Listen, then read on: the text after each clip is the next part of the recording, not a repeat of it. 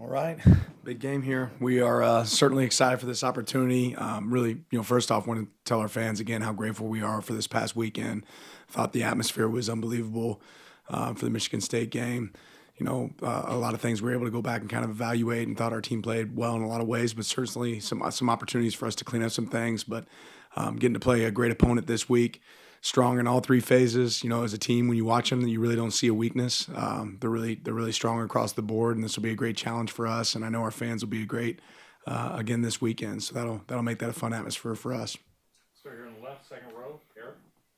What are the challenges of preparing for an offense that's so versatile, has so many talented players, and has obviously been rolling so far? Yeah, I think it's similar to what I've talked about with our team, and what we hope that we can be is you can't take away one thing knowing that something else is a strength as well, right? And they're not really limited in what their strengths are. They're able to run the ball really well. They're able to throw it well. Talented at multiple positions. Quarterback can run the ball as well. So there's a lot of things that present threats, and I think you have to be sound in everything you come up with. Be aware of any risk that you're going to be taking, and when is that risk worth it or not, and be able to play sound football. On the right, Zach.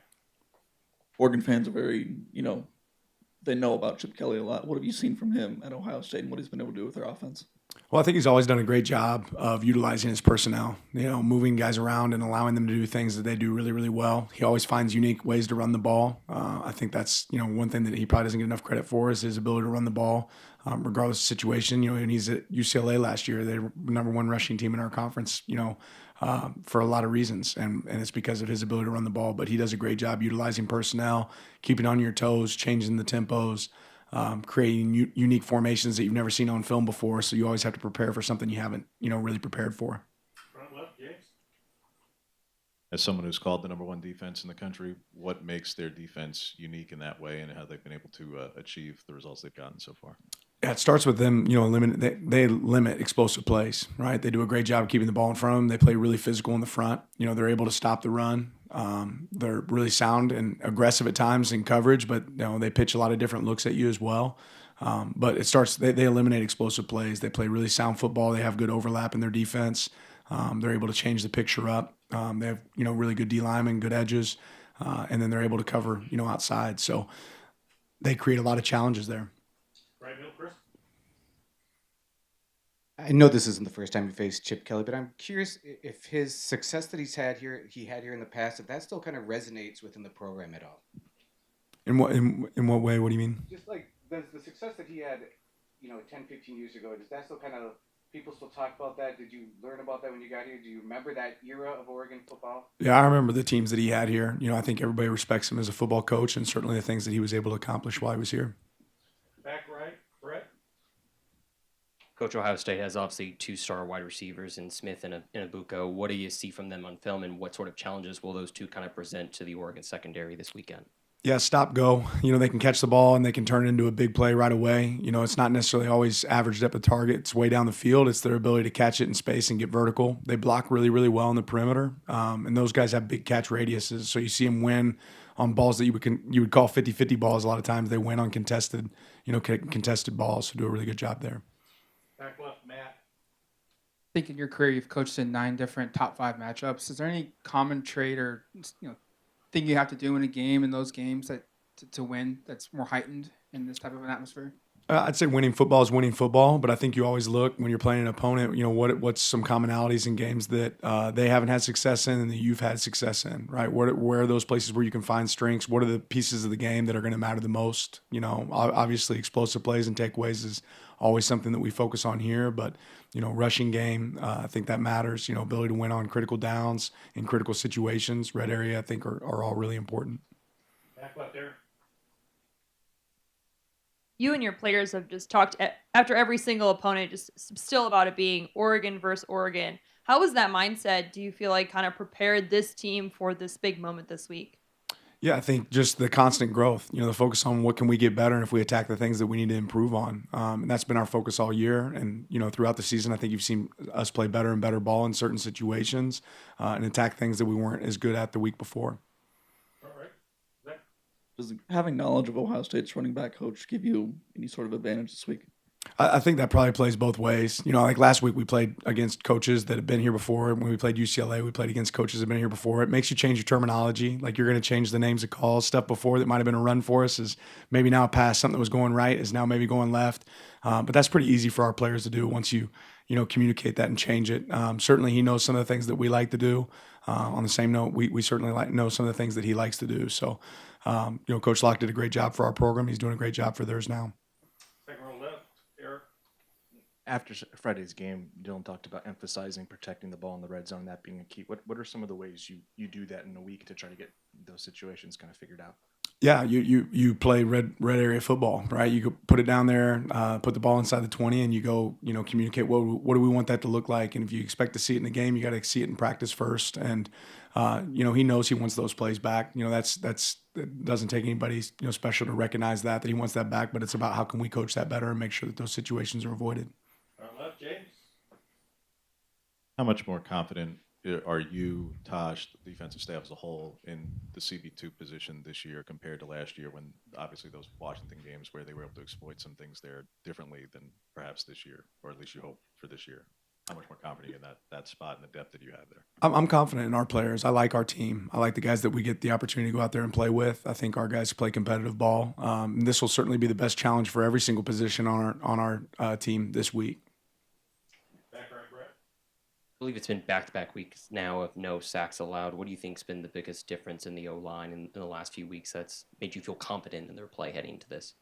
Yeah, I think a lot of pieces add up to that. Timing scheme is part of that. How we've adjusted some of the things that we do, I think, is a big part of that. And then the communication between the offensive line and the quarterback has also been really important there. Back left, Matt. A lot of attention's been on Jeremiah Smith, but Emeka has been pretty darn good too. What's just been your impressions of him and challenging facing another receiver of that caliber when they have two of them? Yeah, they got more than just two great wideouts. They got several great wideouts in their program. Certainly, those two are very, very special. But whether it's Tate, there's a bunch of them on their team that can go play winning football. So that's what makes this a challenge. You can't just say, okay, I'm going to focus on this one guy because there's other guys on the field that can beat you. All right, Zach. You guys talk about blocking out outside noise. Last week there was a lot of upsets, a lot of chaos in college football. Do you use that to your advantage to kind of hone in and to show your players why it's so important to have a single game focus? I think our players are really aware of that. Our messaging doesn't change necessarily week to week. That's been something that's been consistent for us through fall camp, that it's about the guys in our room and what we're able to focus on, not what everybody else is talking about. Back left, Aaron. The last time that Chip Kelly came to Eugene, it was College game day. UCLA came in as an unbeaten opponent, ranked high. I know for you, and I think your profile picture, I think on social media, is still that one of you going to the College game day set. Just what do you remember about being there, being at College game day, and just your feeling of being on that set for the very first time? Yeah, I think more than anything that day, I remember our fans and how much of an impact I felt like they had on that game, how fun that environment was for our players to get to be a part of. Obviously you come to a place like Oregon to play in big-time games, and this is one of those opportunities, but to get to be a part of big-time atmospheres as well, and certainly this is one of those. Left second row, Eric. Jordan's been so consistent in the run game, but it seems like it's been hard at times to find maybe a second runner. What's the key of getting Noah and Dylan more involved maybe this week? Yeah, just that consistency, continue to find, opportunities to be able to block up runs properly for those guys and give them opportunities to win, on the second level. Front left, James. What do you see from Will Howard that's made him effective in raising his completion percentage compared to a year ago? And what insight, if any, can Kobe Savage provide, given that he practiced against him for a couple of years? Similar to these other teams that we've played that have had guys that have kind of crossed over, I think, again, they do a great job schematically of finding, completions. If you loading up hats in the run game, there's going to be some guys that are open outside. They've done a good job of throwing into open windows and attacking that. Back right, Brett. Coach, this program's seen a lot of big games in its history at Austin Stadium. You've coached in a few of them yourselves. Do you feel like this matchup against Ohio State, top 5, top 3 matchup, may be the biggest that this program has ever seen in its history? I certainly can't speak to the entire history of Oregon. I think this is a really big game. I think this is a great opportunity for two great teams to get to play against each other. Again, I think that's why you come to a place like this, but I think this will be an awesome atmosphere for our fans and certainly our players. All right, Zach. Going back to Michigan State, did you ever get an explanation for why that hit on Dylan was not a late hit or a roughing the passer? We sent it in. I haven't got a response yet on why it wasn't one. I was told that the guy watching it said that it wasn't. So we sent it in. We'll see what it looks like. On the left here, second row, Eric. What's Jurion done to kind of get a bit of a role? Looks like he got in there for the first time this last game. Kind of what's been going on behind the scenes that we may have missed? Yeah, just being, part of it starts with him being healthy. Has been dinged up at times, but he's practicing really hard. He's working his tail off to be on the field for us, whether that's in special teams and a role at wideout, and it's created some opportunities for him. Front left, James.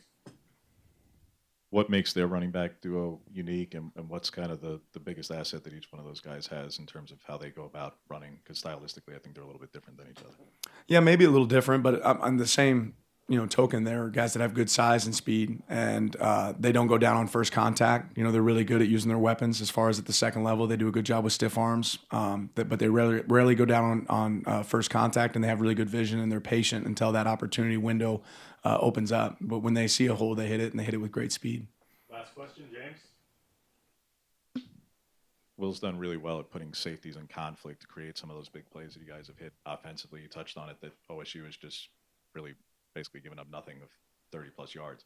How have they been able to avoid that when that's been a strength of yours in particular? How have they been able to avoid it so far in these 5 games? Yeah, I think that's a piece. They do a good job defensively of not creating conflict, of avoiding conflict, and their guys do a good job of farming their own land, not worrying about what somebody else is doing, but doing their job and being sound in their job. There's times where those safeties are high and they're responsible for the deep part of the field, and they let the corners fit the run. There's times when they're guys that are responsible for the run fit, and then those corners do a great job of covering downfield. So they do a good job of changing that up, and guys doing their job. Thank you, Coach. Appreciate it. Your time.